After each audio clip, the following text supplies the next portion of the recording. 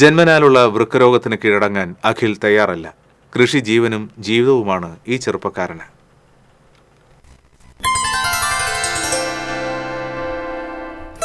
നല്ല ഭക്ഷണം കഴിക്കുന്നതിനോടൊപ്പം മാനസികവും ശാരീരികവുമായ പ്രസരിപ്പും ആരോഗ്യവും നിലനിർത്താൻ കൃഷിയിലൂടെ കഴിയുന്നുണ്ടെന്ന് 35-കാരനായ അഖിൽ പറയുന്നു.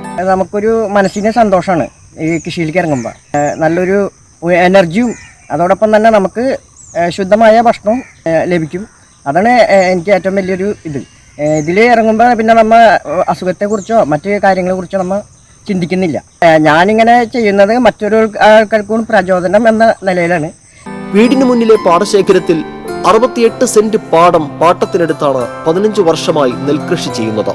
കേരള ജൈവ കർഷക സമിതി അംഗമായ വടമ തോട്ടുപുറം വീട്ടിൽ അഖിൽ രക്തശാലി, വയനാടൻ കുള്ളൻതൊണ്ടി, പൗർണമി എന്നീ ഇനങ്ങളാണ് കൃഷി ചെയ്തിട്ടുള്ളത്.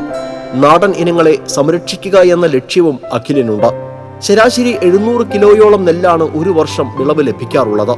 250 കിലോയോളം വിളവ് ലഭിക്കുന്ന രക്തശാലി നെല്ല് 6 വർഷമായി സ്വന്തം ആവശ്യത്തിന് തവിട് കളയാതെ കുത്തിച്ചെടുത്ത് ഉപയോഗിക്കുന്നു. തൊട്ടടുത്തുള്ള മേക്കാട്ടുമനയിലെ 3.5 ഏക്കർ പാടം വേറെ ആരും പാട്ടത്തിനെടുത്ത് രാസരീതിയിൽ കൃഷി ചെയ്യാതിരിക്കാൻ അഖിൽ ഏറ്റെടുത്തിരിക്കുകയാണ്.